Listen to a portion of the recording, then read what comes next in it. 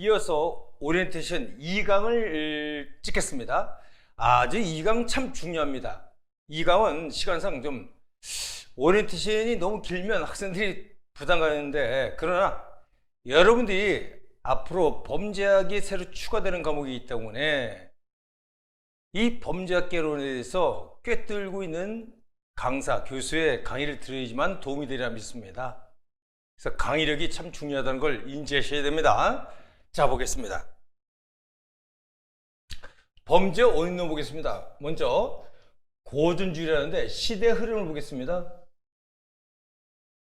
그 시대상이 근대국가 18세기 말 근대국가 탄생할 때, 이때부터 인권을 강조하면서 민주주의, 인간 외에 인간 없고 인간 밑에 인간 없다, 그래서 자유와 평등, 인권을 강조하는 시대에 와서 전 근대국가를 타파시키는 겁니다. 그걸 앙시앙 리즘이라고 해요. 앙시앙 레짐, 즉 구체제를 말합니다. 구체제. 절대 왕정 시대죠. 자, 보겠습니다. 특히 프랑스 대혁명에 설명하는데 가장 이상적이 좋아요. 그래서 다시 한번 얘기지만 헌법이든지 그 다음에 형사법이든지 경찰 법학에서 배우든지 범죄에서 배우든지 중요한 것은 과거에도 범죄가 있었고 법이 있었습니다만은 그때 당시 말하는 법이 아니고 앞으로 범죄, 법형은 18세기 이후에 만들어진 법, 범죄, 이걸 말한다는 걸 꼭 인지해야 돼요. 자, 이 당시는 바로 전단적이죠. 절대자의 전단적. 즉 합의가 아닙니다. 합의가 아니죠. 일방적으로 또는 특권층의 일방적으로 그 사람들이 위주로 법을 만들어 갖고, 그 다음에 초자연적으로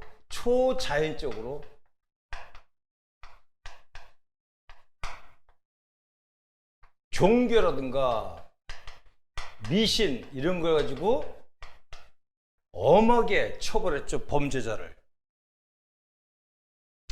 짐이 곧 신요, 뭐 우리 영화 같은 데 보면 그런 얘기 많이 했죠. 황제가. 그렇습니다. 그 다음에 이때는 국가 권력이 입법, 사법, 행정 이런 역할 부분은 어느 정도 있었겠지만 바로 절대자의 모든 게 장했겠죠. 그래서 이러한 상태에서 이때는 신부사회니까 신분이 지배층이 소수고 피지배층 개돼지로 취급했죠. 인권을 강조하려 했으니까 이 사람들의 개개인의 인권이라는 것을 고르지 않았습니다. 그래서 이때는 범죄자, 어떤 범죄를 저질렀으면 범죄자, 신분에 따라서 차등적으로 처벌했겠죠. 황제가 범죄를 저질렀다 치면 황제를 처벌했겠습니까? 그 다음에 그 상위층, 높은 층에 있는 사람의 어떤 사소한 어떤 뭐 이런 범죄였으면 처벌했겠습니까? 일반 시민들은 가혹하게 처벌했겠지만. 그래서 문제 있는 것을 누가 18세기 말 이전에 한 18세기 중수 무렵에 계몽주의자들이 나오죠. 계몽주의자는 것은, 자, 이 피지배층 있는 사람들이 못 배웠고 가난하고 이러니까 이제 이 사람들에게 계몽을 시키는 겁니다. 그래서 인간 위에 인간 없고 인간 밑에 인간 없다. 그래서 계몽주의자 대표적 학자들은 장자크 루소라든가 볼테르, 몽테스키에인데 일반적으로 몽테스키에 잘 아시면 됩니다. 몽테스키에.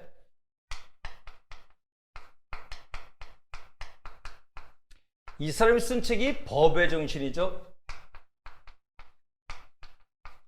이 사람이 가장 강조한 게 또 뭐냐?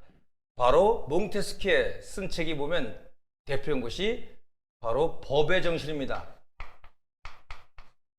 법의 정신에서 상권 분립을 강조했죠. 이 법취제라는 것은 권력 분립을 전제로 하는 겁니다. 자, 절대자 전단적일 때는 국가 권력이 한 사람에 집중화되면 인권 침해 소리가 크다는 걸 알았기 때문에 바로 통치 구조를 체크 앤드 바란스, 입법기관, 사법기관, 행정기관 견제 균형, 그래서 서로 견제 균형을 찾아서 국민의 자유와 평등, 인권을 강조하고자 권력 분립을 강조했다는 것. 좋습니다. 그럼 계몽주의자들은 뭘까? 사상적 배경이 사회개혁서입니다.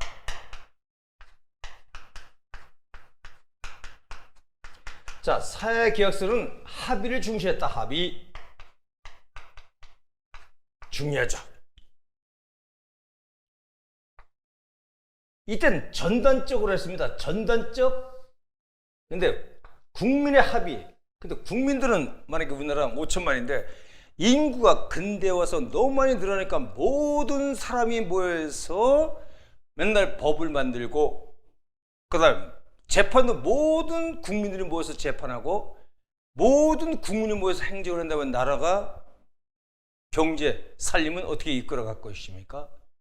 그래서 바로 국민들이 4년마다 지금 현행 제도를 보면 국민과 선거를 통해서 국회의원 뽑아가지고 국회의원들에게 국민, 민주국가니까 민주 나라 주권자가 국민 아니겠습니까? 민족 정당성을 위임해 준 겁니다. 당신들이 가서 우리 대신 법을 만들어라. 그럼 국민의 의사가 반영돼서 우리나라는 예를 들어서 300명이죠. 합의를 통해서 법을 만드는 겁니다. 그러나 민주주의 국가라서 모든 의사가 일치할 수는 없잖아요. 그래서 다수결 원리를 갑니다. 그래서 헌법도 그렇기 때문에 잘 두고요. 근데 다수결 원리인데 다수 의결이 꼭 옳은 것은 아니라는 건 나중 문제고, 일단 합의를 강조했다. 사회계약. 그 다음에 이 계약을 통해서 법을 만들자.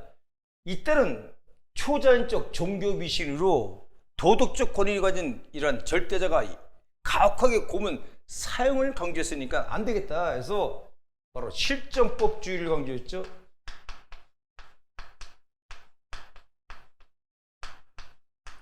실정법주의라는 것은 계약, 법을 만들어라. 합의를 통해서 특히 국회에서 만들어라. 민족 정당성 위임받은 좋습니다. 이게 대표적인 재형법중지 아닙니까? 범죄와 형벌은 법으로 미리 정해놓으라. 이게. 그럼 자, 형벌 없으면 범죄도 없고 형벌 없다 이 뜻이죠. 미리 정해놔야죠. 법률이 없으면 범죄도 없고 형벌이 없다. 법으로 정해놓는데 법이 없으면 범죄도 없고 형벌도 없는 것이 되겠죠. 좋습니다. 그 다음에 이것은 바로 공리주의 영향을 받은 거예요. 공리주의. 사회를 질서유지하는데 다수 공공의 이익을 중시했다 이게야. 그땐 바로 다수라는 것은 5천만 국민은 5천만 국민의 이익을 중시했다. 이때는 특정 특권층 그렇습니다. 그 다음에 휴머니즘이죠. 휴머니즘. 휴머니즘이라는 것은 인본주의 사상이죠. 그래서 프랑스 대혁명이 일어날 때는 바로 프랑스의 휴머니즘 사상 철학자들, 그 다음에 스코틀랜드의 인간학, 이런 걸 영향받아 갖고 계몽주의자들이 그걸 강조했습니다. 이건 인권을 강조한 거죠. 인권. 그 다음에 개개인의 자유를 강조했습니다. 자유 또는 평등. 모든 국민은 법 앞에 평등하듯이 그렇습니다. 이런 것이 강조한 게 뭐냐? 결국 개개인의 인격체를 강조했다. 개인주의. 개인주의가 지나치게 이기주의면 나쁜 거지만 개인주의를 인격체로 봤다는 것이죠. 이때는 개개인을 어때? 인권을 무시하고 돼지로 취급했다 입니다. 좋습니다. 그래서 이런 바탕에서 나온 게 바로 근대국가 탄생 당시 이때가 뭐냐? 바로 고전주의랍니다. 고전주의. 왜 고전주의냐?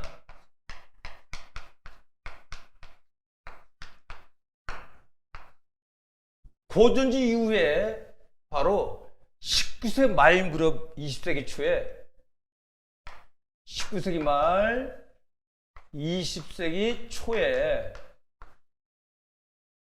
과학시대가 돌아야 되는 과학시대. 이 과학시대에 도래되면서 범죄 원인을 과학적으로 입증을 하려고 해요.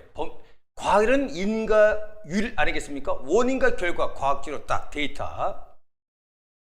그게 생물학적 범죄 요인은 이태학자들이 강조한 실증주의입니다. 물론 이 중간에 보면 바로 벨기에와 프랑스의 계리는 도덕 통계론이고 깨틀레는 바로 사회 환경을 강조했습니다만은 생태학적 연구 등도 있지만 중심되는 것은 주로 이렇게 연관되는 겁니다. 얘네가 심파니까 얘가 고전주의 구파가 되는 것이죠. 그럼 반동의 역사니까 구체제를 무너뜨리고 이러한 고전주의 국가가 탄생될 때는 이 체제에 대해서 극단적으로 반동의 역사니까 보겠습니다.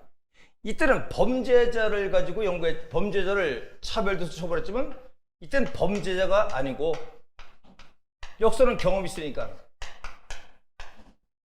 범죄 행위를 연구했습니다. 범죄 행위에 대해서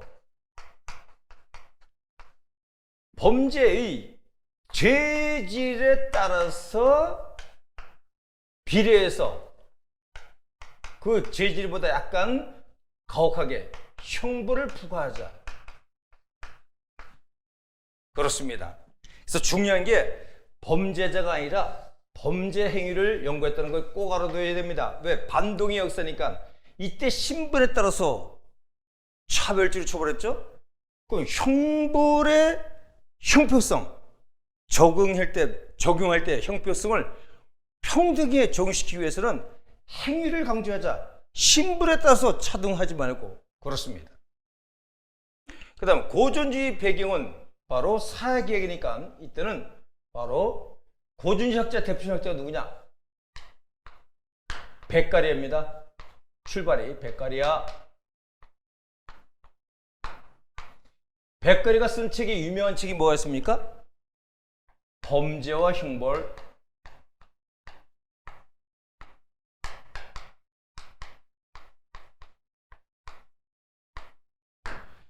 그래서 구체적을 탑하고 나올 때는 자, 전단적으로 일방적으로 절대자에 의해서 좌우됐던 것을 안 되겠다. 그래서 강조된 것이 바로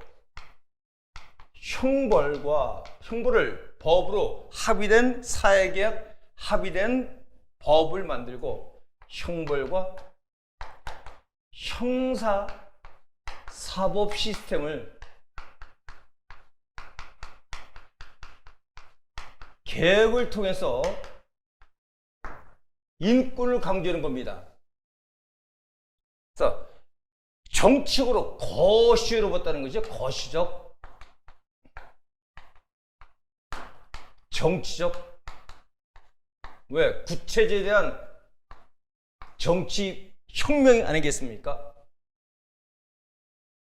그래서 사형 같은 걸 폐지하자. 사형 폐지, 고문 폐지. 인권을 강조하니까 구체제에 반발해서 나왔기 때문에. 그 다음에 이 사람들의 고전주의 공통분모는 뭐냐? 관념적 이성적으로. 원래 범죄학은 존재론 측면인데 얘들은 처음에 출발은 인간의 가정은 인간의 이성적 인간이다.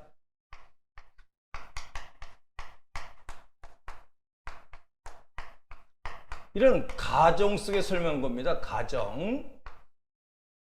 즉 규범론적 철학적으로 설명했다. 좋습니다. 그러니까 이성적 인간은 뭐가 있습니까? 자유의지가 있다. 자유의지가. 그래서 이성적 이렇게 봐두고 자유의지로는 벌써 자유의지 인간관을 본 겁니다. 인간관. 그러면 사람을 뭐라고 했냐? 사람은 완벽한 이성적 인간이다. 이렇게 본 거야. 외부 환경을 아예 고르지 않은 거야. 이 사람이 이성적 인간이기 때문에 자, 볼까? 세 번째 보겠습니다. 범죄를 뭐라 했냐? 범죄를 쾌락이라는 것은 이익, 베네피트.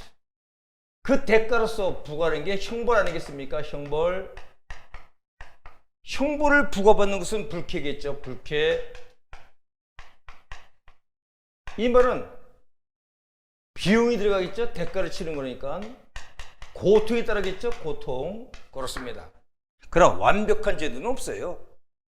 어떤 사람이 범죄에 젖어서 쾌락이 동일한 것도 아니고, 동일한 범죄에 젖다 치더라도, 그 다음에 동일한 범죄에 대해서 형징이 똑같이 부과했다 해서 고통이 똑같은 건 아니지 않느냐, 이런 비판은 낮은 문제고요. 일단 이렇게 봤다 얘기죠. 따라서 이성적 인간이기 때문에 얘가 범죄를 택할 것인가, 범죄를 택하지 않을 것인가, 범죄를 택하지 않을 것인가. 왜? 형벌의 죄행법준이 먼저 법으로 정해놓음으로써 국민에게 알려야죠. 야, 이런 범죄 행위를 하면 이렇게 처벌한다. 그럼 이성적 인간이기 때문에 합리적으로 선택한다 얘기입니다.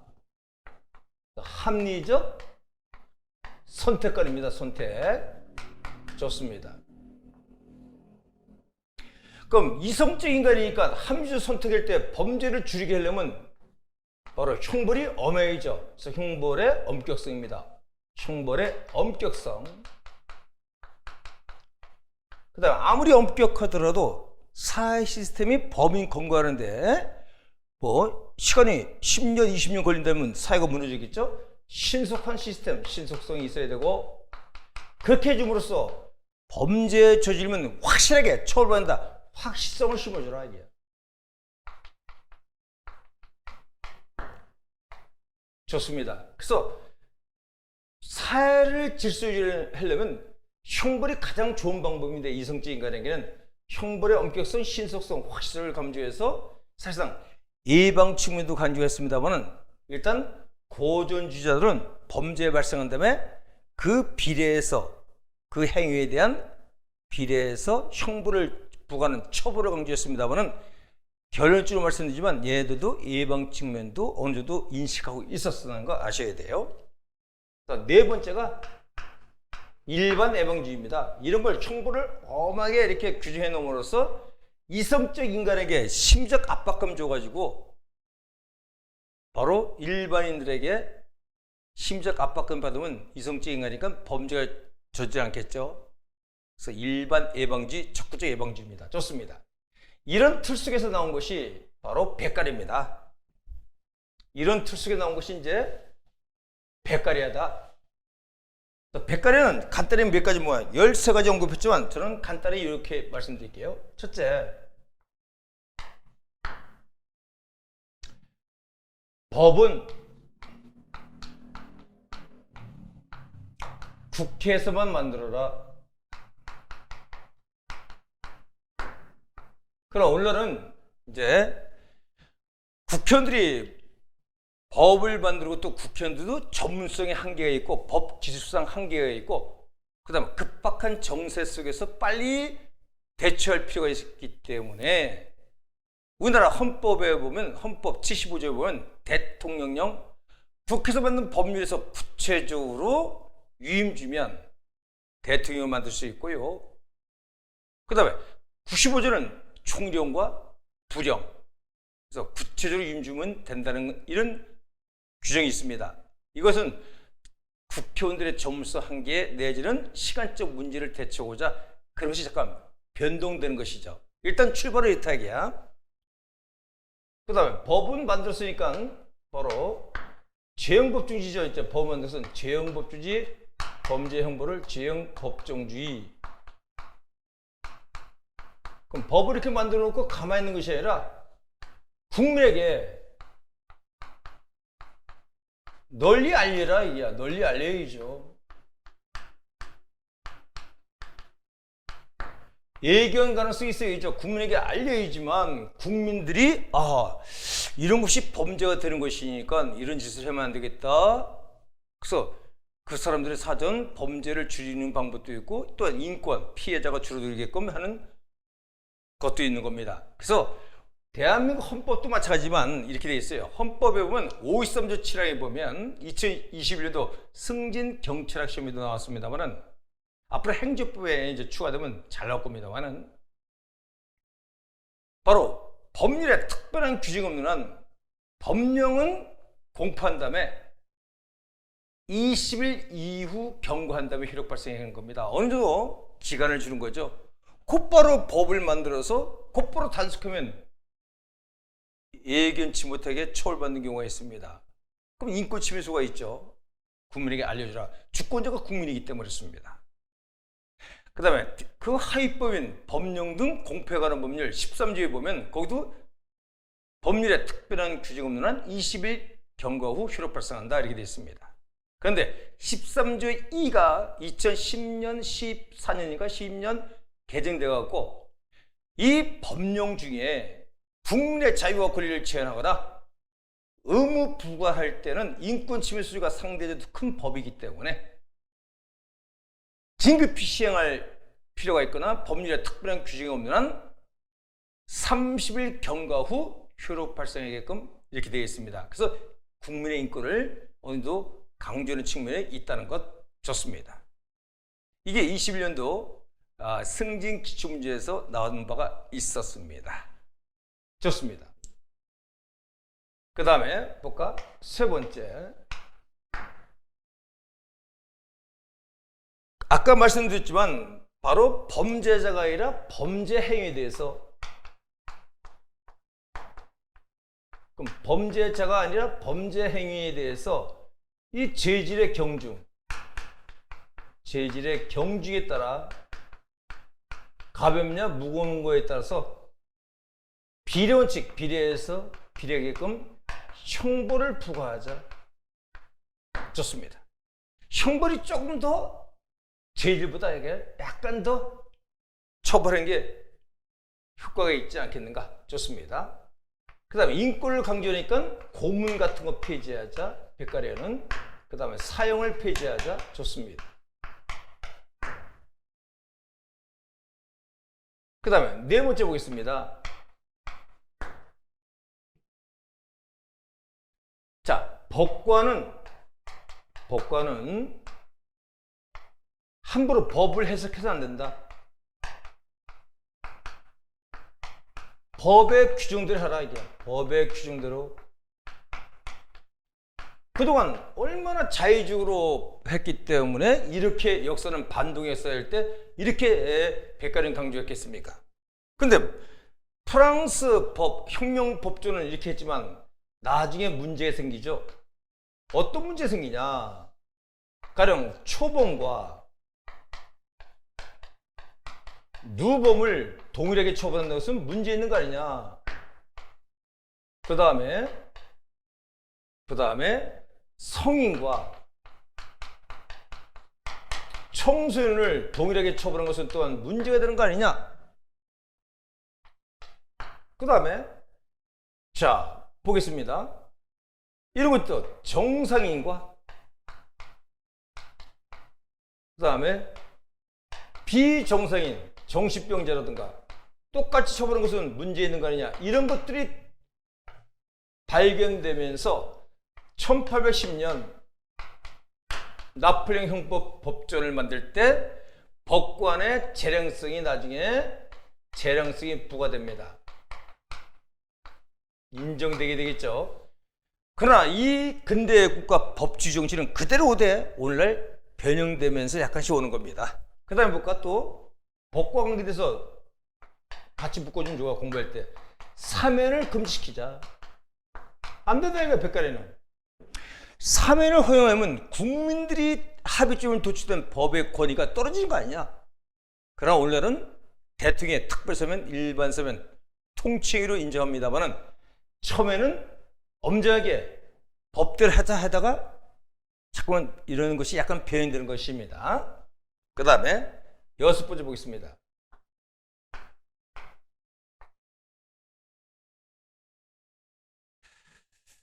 자, 백가리는 공리주의 영향을 받았죠. 공리주의라는 것은 다수 이익을 강조했습니다. 공리주의. 근데 백가리는 이성적 인간, 아까 얘기했지만 쾌락에 중점을 뒀어요. 쾌락. 이거 알았어? 백가래는 공리주의, 쾌락에 의해서 사람이 범죄를 선택한다. 그래서 형벌 감소를 위주로 강조했습니다. 형벌 감소. 그동안 구체제는 얼마나 가혹한 고문 형벌을 해서 인권을 유지했냐? 형벌 감소. 그러나 이따 벤덤을 보지만은 벤덤은 공리주의 완성자입니다. 최대 다수의 최대 행복, 행복 지수 계산법을 도출한 학자인데요. 바로 얘는 벤덤은 바로 범죄 예방 측면도 강조했습니다. 사회적 요소, 사회적 환경도, 그래서 형벌 감소뿐만 아니라 범죄 감소도 강조했다는 것, 이런 거 아시면 되겠고요. 요 정도만 더 있지만은 그렇게 중요한 건 없습니다. 요 정도만 봐도 충분합니다. 그럼 100가래가 끝났으면 요거 이제 100가래 이후에 나온 게 이제 벤덤이죠. 고전주의하는 두 번째가 벤덤입니다. 벤덤 해도 되고 벤담 해도 돼. 자, 벤덤에 대해서 몇 가지 보겠습니다. 벤덤은 공리주의 완성자입니다. 사회계약은 계몽주의 영향받은 근대국가 추구하는 공리주의인데 이 사람은 공리주의 완성자. 여러분들 중고등학교 때 사회 시간에 배웠습니다. 최대 다수의 최대 행복이죠. 이게 공리주의죠. 소수자 한 사람의 행복이 아니라 범죄자의 행복이 아니라 사회 구성원의 최대 다수의 최대 행복이다. 좋습니다. 이거 행복지수 계산법. 행복지수 계산법이라 해야죠. 좋습니다. 알아두고요. 그 다음에 두 번째 보겠습니다.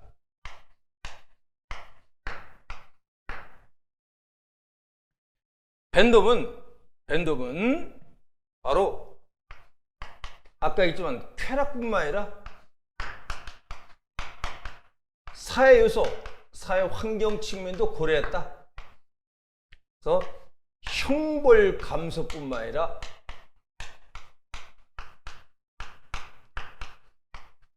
범죄 감소도 강조했다. 요걸 이제 알아두시고요. 그 다음에 세 번째 참 중요합니다. 동기설을 강조한 학자가 벤덤이야. 동기이론, 동기설. 동기설이란 말은 뭐냐? 인간의 본연의 동기는 쾌락 추구하는 거. 그 다음에 고통을 회피하고 싶은 거. 이것은 인간의 본연의 동기 아니냐? 이런 것은 이게 행위로 액션 나와가지고 사회에 해악을 끼치지 않는 그 동기 자체는 상상적 범죄이기 때문에 범죄가 아니다. 상상적 범죄지 이걸 탓할 수 없다 이거죠. 그러나 이러한 동기가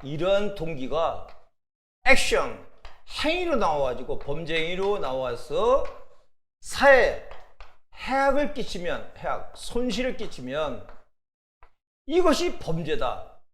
이걸 실제적 범죄라 했습니다. 실제적 범죄다.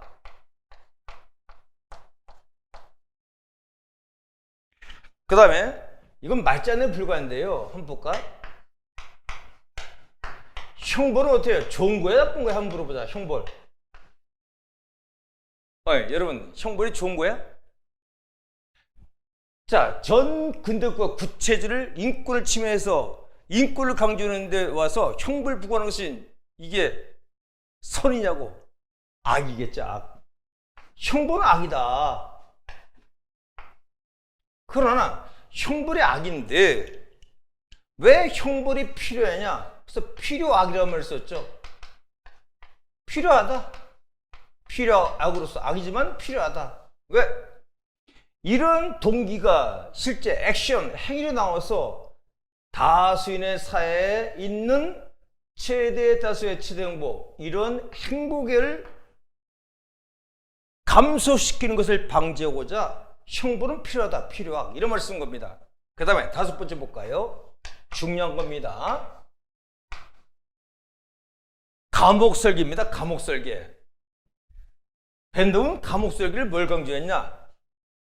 감옥설계 원형이죠. 감옥설계 원형, 그게 펜옵티콘이야. 펜, 후라이팬 어때? 둥글죠? 플러스 옵티콘, 옵티콘이 감시한다는 뜻입니다.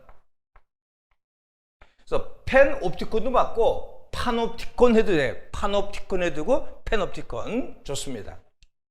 그래서 가운데다가 둥근 감시탑 원형을 두고요. 그 주변에 둥근 주변에다가 유치장 부금시설을 두는 겁니다. 그 다음에 그 감시탑에는 어떻게 하면 사람이 자기를 간수사들이 이렇게 감시하는지 이걸 모르죠. 안 보이니까. 그러니까 그것이 설령 감시하는 간수가 없다 해도 스스로가 누군가 날 감시하겠구나. 그래서 자발적으로 스스로 교도 행정이 재소자들이 준수한다. 이걸 이제 창안한 사람이야. 그러나 이 감옥설계는 실패했습니다. 그래서 예산을 배정 안 줬죠. 그러나 나중에 1970년대 와서요. 페놉티콘 시즌, 페놉티콘 시즌 몰라도 돼. 푸코, 프랑스 푸코에서 이게 이슈가 됐지만 중요한 거 아닙니다. 이 정도 알아두고 됐고요. 그 다음에 고준지어는 배변입니다. 일단 배변은 어떻게 하냐? 배를 벼서 화폐화시킨 것, 화폐화.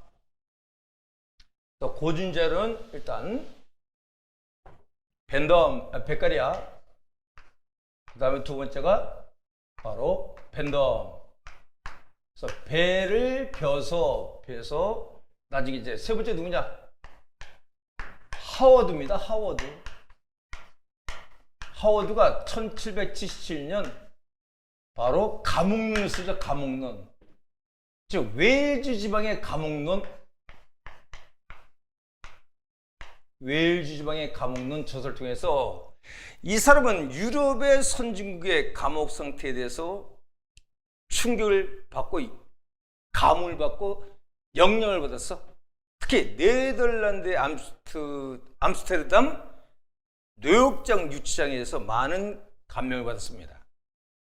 그 보니까 그 노역장이 독고제를 가고, 왜냐면 그 악풍 감염을 방지하고자 교도소 가면 초범자가 어때요? 교도소에 전과자, 전과 10범 이런 사람들에 의해서 오히려 악풍에 감염돼 갖고 범죄자가 될 수 있고 범죄를 또한 쉽게 받아들이고 그런 사람이 사회에 나오면 또 범죄일 수 가능성이 있기 때문에 혼고제가 아니라 독고제로 가자 하고요.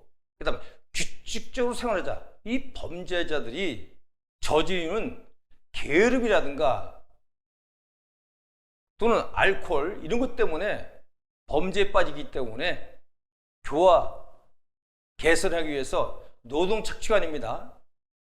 그래서 일정한 시간에 주간에는 홍거제를 가면서 일을 시키고 기술을 배우게 하고 야간에는 독고제를 가자 그렇습니다.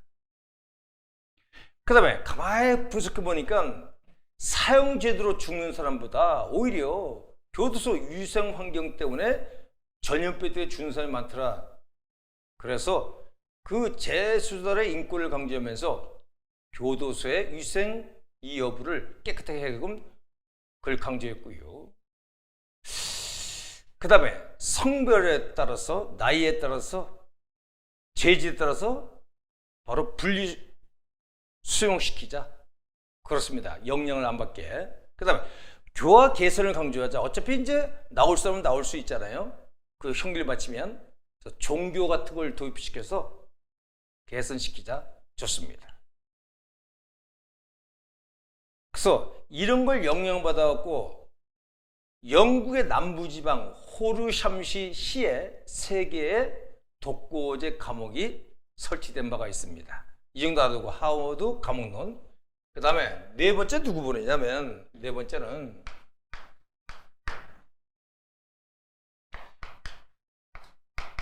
페스탈로츠입니다. 어린 거 없어요. 이거는 그냥 넘어가요. 이 사람이 쓴 게 뭔가 입법과 영어살입니다.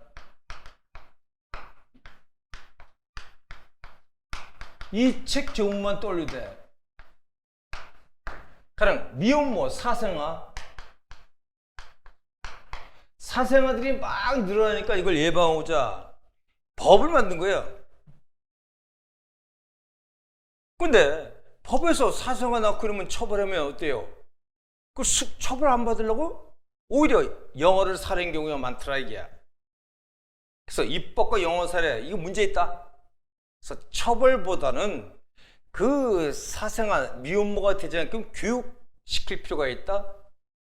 그렇게 바뀌었죠. 그래서 고준주는 암기할 때 배를 벼가지고 돈 화폐를 바꾸죠. 화폐인데 화폐 이렇게 외워요. 좋습니다. 그 다음에 고전지가 지나서 이제 과학시대 아까 말씀드렸지만 19세기 말 20세기 초 과학시대 도래죠. 과학은 오늘날까지 이어지는 겁니다. 과학시대. 좋습니다. 그럼 고전지는 바로 관념적으로 이성적인 건 가정하에 외부 환경을 도외셨습니다. 그러나 인간이 완전히 외부 환경에 관계없이 범죄 여부가 발생합니까? 그래서 그건 비판은 나중에 하기라고요. 특히 이성적이지 못한 사람 충동 부분 설명 안 되잖아요. 그래서 여러분 일반 경찰학 시험에 채용 시험에 그 다음에 간부생 시험이라든가 승시험에도 바로 시험에 나온 바가 있습니다. 자, 그럼 과학시대 와서는 자 과학이니까 실증 증명했다. 이 과학은 인과율 사상 아니야. 인과율 원인과 결과 인과율 그렇죠. 그 다음에 이때는 고준지는 범죄 행위를 연구했지만 이때는 뭘 했냐 범죄자에 대한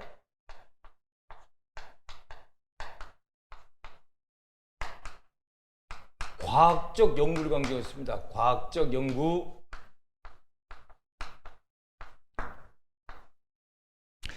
그래서 역사는 반동했으니까 처음에 구체적인 범죄자 그러나 형벌은 범죄자 신분에 따라서 좌우되는 것이 아니라 형벌의 형평성을 고려해서 범죄 행위의 죄질에 따라서 그다가 이제 범죄자 일로 오는 겁니다. 과학적 연구 그렇습니다. 근데 보니까 이태리 학자들 특히 실증주의 학자의 대표적인 학자는 롬브르즈입니다. 실증주의 생물학적이죠. 처음에 생물학적 범죄 원인론에서는 인류학적 연구 있죠. 인류학적 생물 우리 인류도 생물체죠. 딱 보니까 볼까? 롬브르즈는 이태리 학자들은 누구냐? 이태리 실증주의 아버지는 생물체 범죄 원인의 아버지는 롬브르즈인데 암기할 때는 순서 관계없이 이렇게 보세요. 배를 벗고 화폐를 만들어서 카페룸에 가서 공부했다. 룸이 롬브르즈야. 이건 가로폴로 페리. 좋아요. 롬브르즈가 먼저죠. 자, 롬브르즈는 뭐냐? 롬브르즈는 이태리 학자로서 롬브르즈는 생물학적 아버지라래. 실증주의 생물학적 범죄에 있는 아버지. 이 사람이 쓴 책이 저서가 뭐냐? 범죄인론입니다.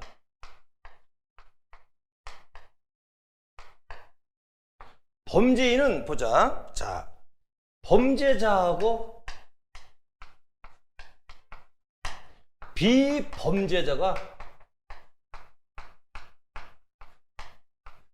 구별되더라고. 구별. 육안으로도 범죄자들은 생긴 게 야수처럼 생겼고 코가 삐뚤거나 매부리 코라든가 눈이 짝짝이라든가 귀가 처졌거나 두개골 형태가 좀 약간 문제가 있거나 그 다음에 손이 유난히 긴다든가 또한 털이 많다든가 또는 남자가 털이 없다든가 이렇게 외형적으로 나타나는데 그 다음 범죄자는 몇 가지? 그런 5가지 이상의 가진 사람들이 외형상 범죄자가 된다는 거야. 근데 가만 보니까 그건 맞습니까? 근데 그 당시 히트 작품이야. 이 롬브렐은 바로 전쟁터에 수행됐던 군인들을 치료했던 군 의관이었었어. 그러니까 전쟁이 끝나고 나서 재소자를 치료합니다. 그래서 재소자를 딱 보면서 각 이탈리아 지방의 교도소를 다니면서 이런 걸 연구한 거야. 그러니까 외형적으로 보이대. 생기게. 이게 주관이 개입된 것도 없지 않아 있습니다. 좋아요. 그 다음에 이 사람이 외형상 보이는데 외형상. 그 다음 또 하나 보자. 두 번째는 범죄의 유형을 6가지 구분했어. 암기할 땐 기생질을 하다가 결혼한 거야. 결혼했으니까 잠자는 습관이 걱정되는 거야. 기생이 격정범인데 뭐를? 잠자는 습관을 걱정했다 이렇게 보는 거야. 기가 뭐냐? 기회범입니다. 기회범에 대해서는 뭐 벌금을 부과하자. 배정 효과가 있으니까. 근데 생내 유전설 자 볼까? 그 다음에 격세 유전설 이런 말도 씁니다. 생내 유전설은 태어날 때부터 유전받고 태어났다. 격세 유전설은 설령 조상들의 원시적인 그런 야수 같은 것이 그런 소양이 직접 부자간의 전수구 계승이 안 되더라도 그 다음 세대에 영향을 미친다는 거야. 그게 격세 유전이고. 그 다음 범죄자들은 보통 뭘? 간질 뇌전증 환자고, 그 다음에 윤리적으로 볼 땐 폐덕광이다. 폐덕광이라는 뭐야? 폐덕광. 덕을 팽개친다 이렇게 그래 이렇게 봤어요. 그래서 생리주술은 어떻게 해요? 어차피 태어날 때부터 유전 가지고 태어났기 때문에 범죄 저지르기 때문에 사회를 보호하기 위해서 어떻게 해? 아주 도태시키자. 격리시키자. 아예 죽여버리자. 사형을 강조했습니다. 사형. 그 다음에 격정범입니다. 격정범. 격정범이니까 흥분했으니까 이것도 벌금 내지는 교도소 수용해서. 그 다음에 정신병자입니다. 정신병질, 특히 정신병하고 정신병 사이코패스 같은 경우에 슈나이의 심리학에서 10가지가 있습니다만 정이 없는 거야. 사이코패스들은 이성은 정확해요. 연쇄살인마가 많습니다. 주도면밀하게. 연쇄살인범은 나중에 범죄 유형에 보입니다. 4명 이상을 살해하는 것을 말합니다. 연속은 한 장소에서 여러 군데 다니면서 2명 이상 죽인 걸 말하고, 연쇄살인범은 그냥 한 달이든가 뭐 보름 주기별로 주도면밀하게 사람 죽여가는 것을 연쇄살인범 그렇습니다. 그래서 정신병질은 정신병동 이런 데 가둬두자. 그 다음에 잠재적 범죄인 관습적은 습관적 범죄 상습범이죠. 상습범은 뭐냐냐? 준생내적 범죄인이라고 봤습니다. 생내적 범죄인 유전설. 그 다음에 생내 유전설은 대표적인 학자는 누구냐? 롬브렐입니다. 물론 페리도 생내 유전설을 6가지 강조했습니다만은 그러나 대표적인 학자일 때는 롬브렐을 갈 수 있도록. 그 다음에 여성이 범죄에 지른 것은 남성설 가설입니다. 세 번째가 남성성 가설. 이 말은 여성이 왜 범죄에 지르냐? 남성처럼 그렇게 가지고 태어났다. 좋습니다. 이게 주로 생물학적 범죄 요인인, 그래서 롬브르주는 어딨어? 롬브르주가 여기 생물학적 측면만 강조했습니다. 생물학적 범죄 요인론, 인류학적 범죄 원인론, 여기다 초점을 뒀어요. 근데 제자가 누구냐? 엘리코 페리가 있는데, 페리가 뭐냐? 왜 스승님 너무 지나치게 생물학적만 보느냐? 사회적 요소도 영향 미치는 거 아니냐? 그래서 일부 받아들입니다. 그러나 직접이나 간접적으로 사회적 환경에도 좌우된다는 걸 받아들였지만 주로 생물학적. 그럼 고전주의자는 이성적 인간이 함부로 범죄 선택했는데 태어날 때부터 범죄자가 결정받고 태어났다, 이런 걸 강조한 거야. 생리주사를 했던 거. 결정이야. 그래서 이 고전주의 이론을 비판하고 이런 이론이 나온 겁니다. 그리고 나서 바로 롬브르주 이후에 누구냐? 바로 페리가 나오죠. 엘리코 페리. 페리가 쓴 책이 범죄 사회학이야.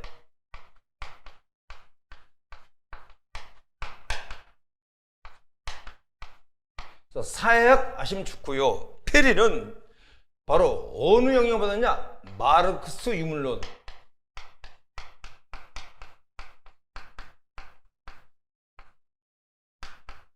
그 다음에 스펜서의 이건 사법고시라든가 7급 시험에 잘 나와요. 스펜서의 사회학. 그 다음에 다윈의 진화론. 그러니까 얘들은 뭐냐? 범죄자들은 일반에 비해서 열등하다, 이게. 지능도 낮고 이렇게 봤습니다. 그걸 꼭 알아두세요. 이건 잘 나와요, 시험에 나올 때.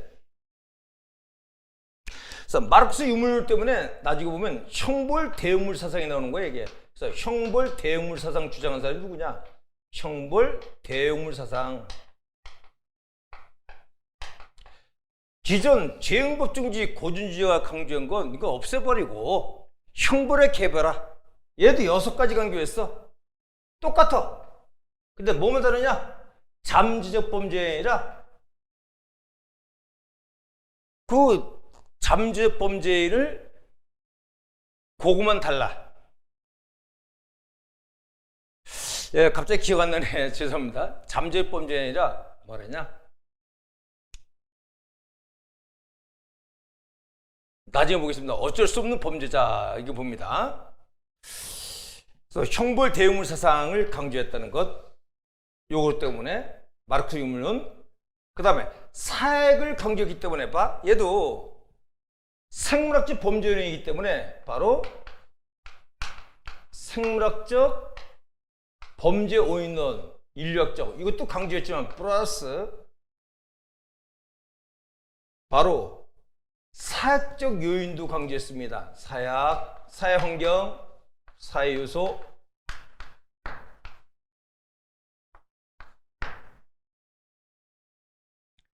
그 다음에 심리학적 측면도 강조했는데 심리학은 치워도 돼. 볼까요? 플러스 보자. 3가지입니다. 안 그릴 때 개사자 이렇게 봐. 개사자. 개인은 개인적 소질, 생물학적. 그 다음에 사회적 요소죠. 사회적 요소. 이건 자연적 요소입니다. 기후, 지질, 풍토, 이런 것들, 물리적 요소. 그 중에서 가장 강조한 게 사회적 요소를 강조했다. 그러니까 생물학적 측면이기 때문에 생물학적 범죄 원인 확장은 맞습니다. 근데 가장 강조한 게 요걸 강조했다는 걸 아시면 되겠습니다. 그 다음에 사회학이기 때문에 여기다 별표해서 사회는 일정량의 범죄가 발생한다. 범죄 포화의 법칙.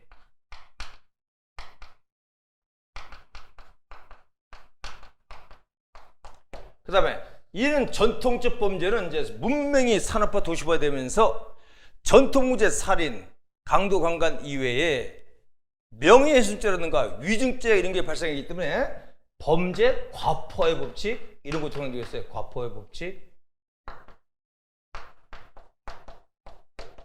그 다음 이탈리아의 공산주의 보면 무솔리니 있잖아요. 무솔리니 마르크스 유물론 많이 영향 줬습니다.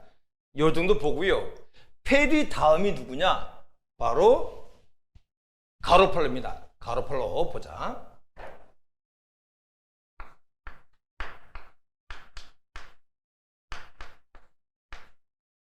가로팔로가 쓴 책이 뭐가 있냐?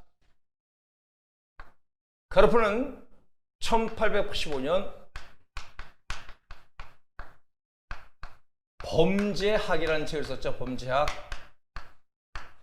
최초로 범죄학이라는 교과서를 책을 썼다는 것.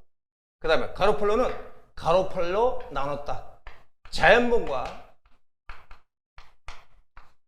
법정범을 구분했습니다. 아까 설명드렸죠. 그 다음에 가로팔로는 자연범에 대해서 형벌에 대해서 대응을 강조했습니다. 법정범에 대해서는 가급적 처벌하지 말고 그렇습니다. 그 다음에 사회를 방위하기 위한 사회 방위론. 그래서 생물학적으로 얘도 생물학자니까 생물학적 범죄 요인은 알아두고요.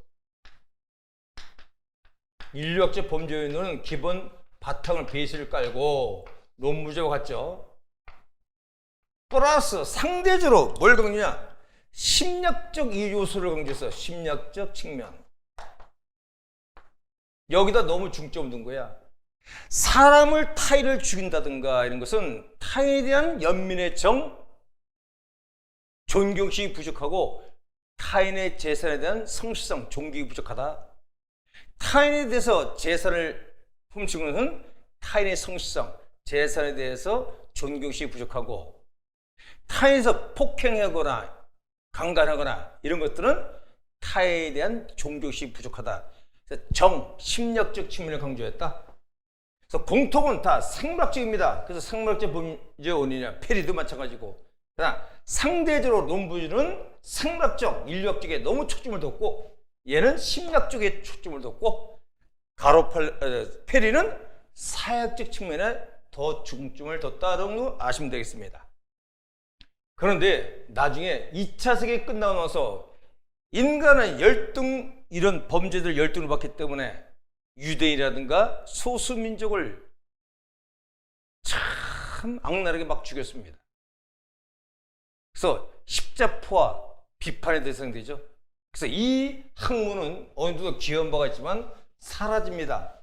그다가 이제 1970년대 와서 윌슨에 의해서 이제 약간 일부를 도입했지만 왜? 형벌과 보완 처분을 얘는 심파로서 이론주의라는 겁니다. 그러니까 예를 들어서 타당성은 어느 정도 있죠. 그럼 자 6개월 미만 이런 정도 자유형을 해서 교도소 수감하는 것보다 예산도 부족하고 또 교도소에 악풍 전염될 우려가 있으니까 또 범죄 기술 배우니까 차라리 보호관찰이라든가 수강명령, 사회봉사 이런 걸 시켜자. 특히 청소년 개전의 여전히 있으니까 가급적이면 그렇게 사회적으로 재사회화, 교정과 치료를 통해서 사회 적응하게끔 하자. 그래서 형벌과 개별을 강조한 게 심파예요. 그러나 구파라는 것은 고전주의가 앞이니까 구파라는 말을 쓰는데 얘는 형벌은 과거 비행에 대한 제재고 보완처분은 장래 위험 방지 차원에서 보호 관찰 이런 걸 있는 것이죠.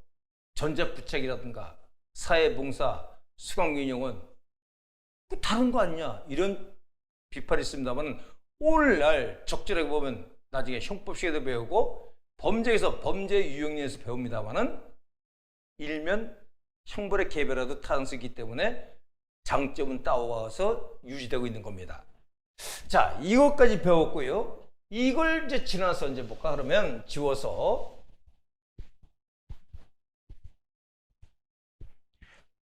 그러면 자, 고전주의 이론을 지나서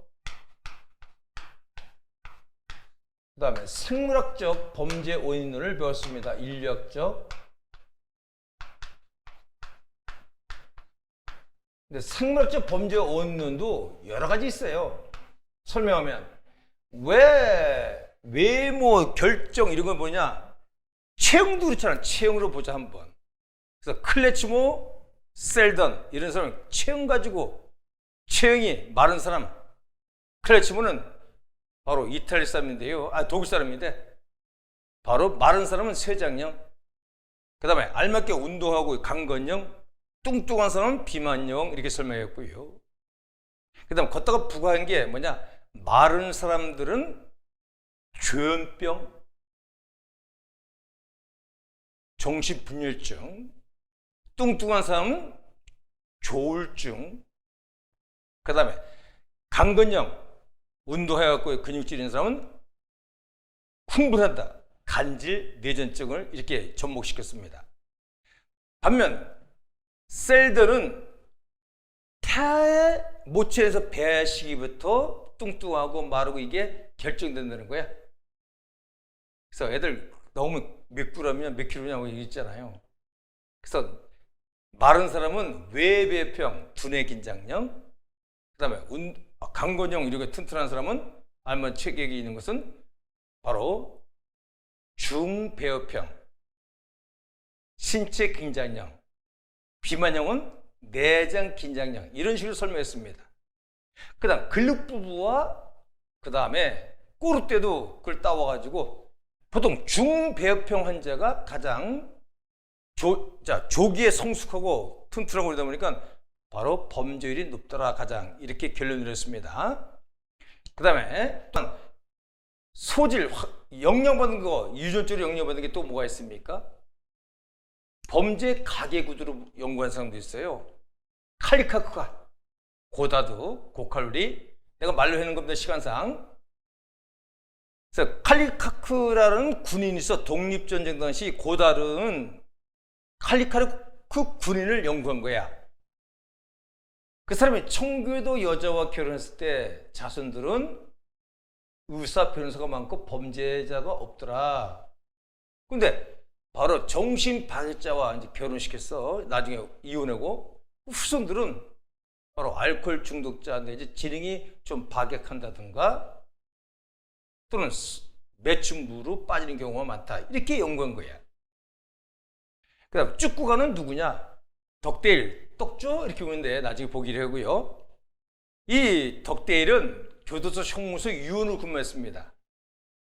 그런데 보니까 교도소 자주 왔다 갔다 보니까 축구 옛날에 뭐 외국 사람들은 축구 1, 2, 3 이런 식으로 있잖아요. 축구라는 이름 가진 사람이 6명 있더라 이게 감옥에. 근데 보니까 7대에 거쳐서 이렇게 있더라 이게 영향받고 아하 이것도 유전적이 있는 거구나 이렇게 연구한 거예요. 물론 비판학자까지 다 하면 시간 너무 걸립니다. 그 다음 유전 부인을 연구해서 유전 부인이라는 것은 뭐냐? 유전의 결함. 그렇죠. 그래서 슈튼불, 그래서 내인성 유전자 이래갖고 슈튼불이 강조한 것도 있고요.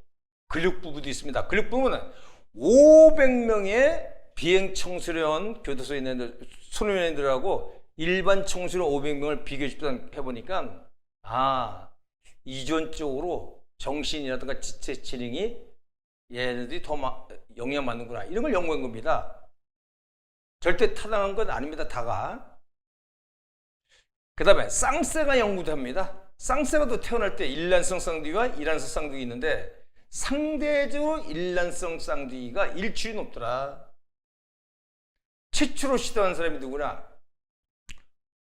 무겁죠. 쌍둥이 이름은 갈톤, 폰 최초 시도했고 랑게는 결정적으로 그냥 주장했어. 일방적으로 일란성 쌍둥이는 한 살이 범죄질이면 같이 저지더라. 그런데 비판하는 사람이 누구야? 슈튼불은 뭐랬냐? 아니다. 어떤 누범에 대해서는 어떤 일출이 높지만은 교통사고 같은 것은 정상인도 범죄질이는데 꼭 쌍둥이라서 범죄인 건 아니다. 이렇게 연구했습니다. 반면 크리스찬스는 대량적으로 연구했죠. 교도소에 있는 쌍둥이만 쌍생아 연구하지 말고 일반 사람들의 쌍생아 연구하다 보니까 사회적 환경에 따라서 영향을 받더라 이게. 물론 일란성 쌍둥이가 범죄 일치는 없지만 그러나 환경에 따라 억제될 수 있다는 걸 강조했고, 반면 달거드와 크리클리는 뭐라냐? 아니다. 후운용에 같이 하다 보니까 영향을 받는 것이지, 한 사람은 여기서 기르고 한 사람은 유학본에 따치자고 환경이 다르고 훈육이 다르면 쌍둥이 중에 한 사람이 범죄에 따라서 꼭 범죄에 저지르는 것은 아니다. 이렇게 연구한 학자가 바로 달가드와 클랜이 되겠습니다. 그 다음에 입양제 연구입니다. 입 들어갈 때 슐싱어, 술 먹고 크로우어, 그 다음에 허칭스 메드링, 그건 나중에 배우기라고요. 그런 것들. 그 다음에 가정과 범죄, 이것도 했습니다. 훈용, 버글라이 나프, 볼트, 그 다음에 근육부부, 나이, 그 다음에 버글라이, 맥졸라, 맥쿠드와 졸라, 이런 것들 나중에 다 해주겠습니다. 시간상 넘어갑니다. 좋아요. 그 다음 이제 온 게 상부학적 범죄 요인도 정신적인 측면 지능도 들어갑니다. 근데 원래 정신적 연구, 정신분석학, 그 다음 IQ 테스트, 인성, 지능, 이런 것은 심리학적이야. 그래서 잘 배워야 돼. 다만 정신적인 측면 양 뭐가 있냐? 이런 게 있어. 뇌의 뇌기능 장애, 후천적으로 뇌기능 뭐 장애받거나 또 태어날 때부터 영향받거나 매든이 강조했죠. 그 다음에 아이젠크는 심리학적 범죄에 추가되는데, 아이젠크는 뭐냐? 자율신경계에 문제 있으면 범죄 발생할 수 있다는 것, 아이젠크. 근데 심리학에서 더 강조합니다. 펜 이론과 4수준, 1수준, 2수준, 3수준, 4수준. 그 다음에 5가지 유형에 대해서 외향형, 우월성, 성실성, 그 다음에 개방성, 그 다음에 신경증 노이로제 좋습니다. 그 다음에 슈나이더에서 이제 여러분 저격 본문에 스나이퍼죠. 많은 사람 죽이죠. 슈나이더가 강조한 게 있습니다. 10가지 정신병질로서 슈나이더 이론은 심리학인데요. 그것도 이제 쭉 암기하는 방법이 있습니다. 그래서 암기하는 방법은 슈나이더는 자가 2가지야. 자기 의지와 관계없이 우발적으로 열이 폭발해서 무력으로 무정하게 사람을 많이 죽였다. 좋습니다. 하나, 둘, 셋, 넷, 다섯, 여섯, 일곱, 여덟, 아홉. 하나가 빠졌네. 자기 의지와 관계없이. 여긴 2가지야. 자기 이름은 자신 결핍증,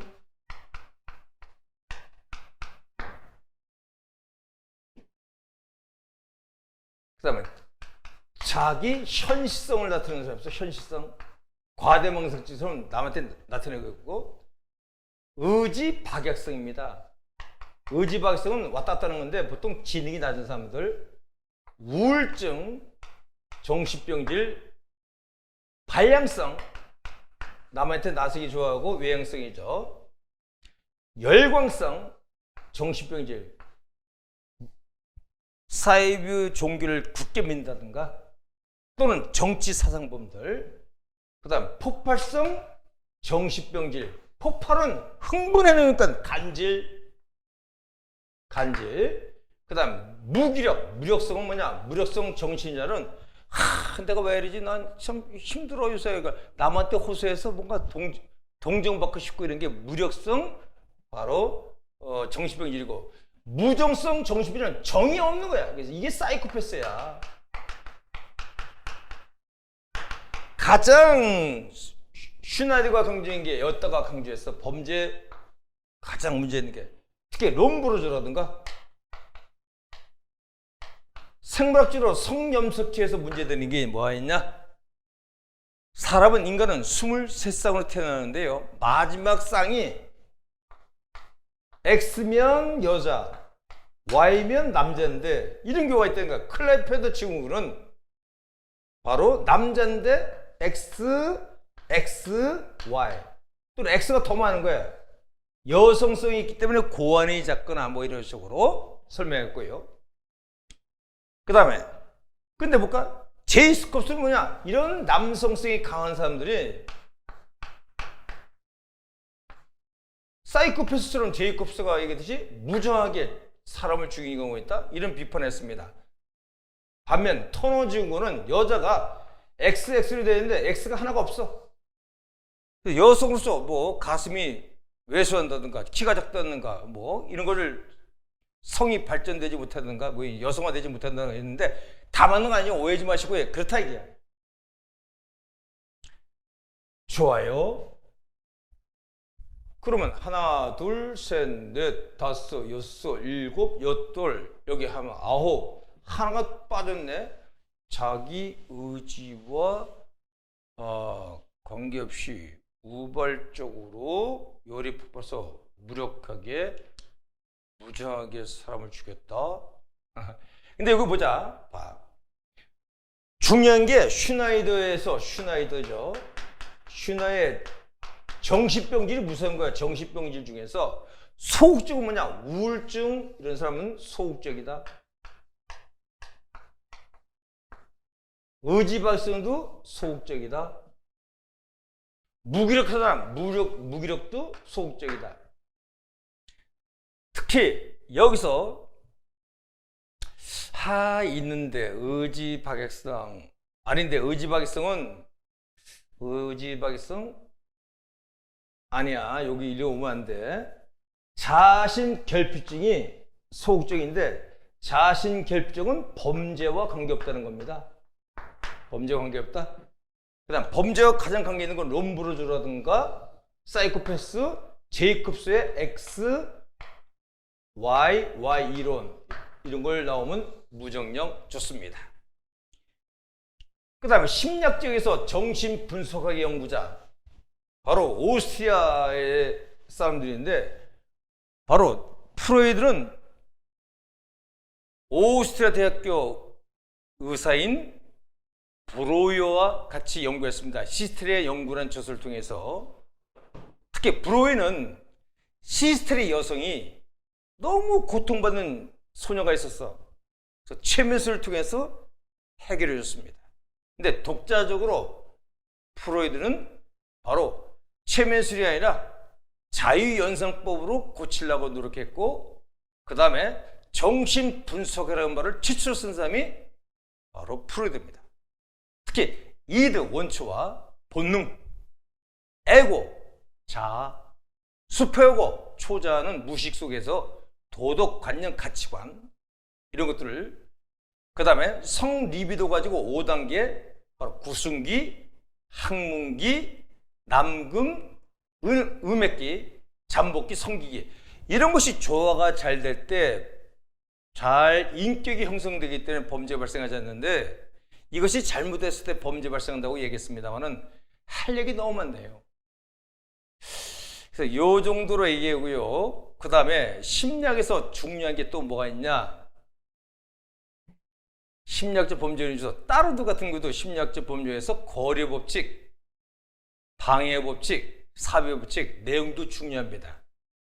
방향이 위에서 아래로, 대도시에서 농어촌으로, 상류층에서 하류층으로 이것도 잘 알아두고요. 거리에 비해서 반비례 법칙 이런 걸 했습니다만은 자, 그 다음에 원래는 사약적 범죄학이 가장 중요하기 때문에 그걸 하고 싶은데 시간상 참 부족합니다. 사약적 범죄학은 참 가장 논리적이야. 범죄 원인 중에 가장 많이 나와요. 거기선 최소한 40문제 중에 남학생, 경찰 간부 후생은 40문제 중에서 14문제 이상 나올 것이다. 일반 채용에서는 7문제 이상 나올 것이다. 일반 채용은 20문제니까요. 경위 특제. 그다음에 일반 채용 학생들 경영 특제에서는 바로 범죄 원인이 10문제 가까이 나옵니다. 50%니까. 중요합니다. 그래서 시간상 여기서 마치기로 했고요. 제가 이제 오리엔테이션에서 한번 좀 과시하고 싶어서 많이 좀 잡고 싶었는데 시간이 너무 지나다 보니까 1강, 2강에서 다 사회적 문제를 설명 못하고 오늘 여기까지 해서 마치겠습니다. 자, 여러분 화이팅 하시고 범죄학 제가 책임지겠습니다. 그 다음에 경찰학도 제가 책임집니다. 감사합니다.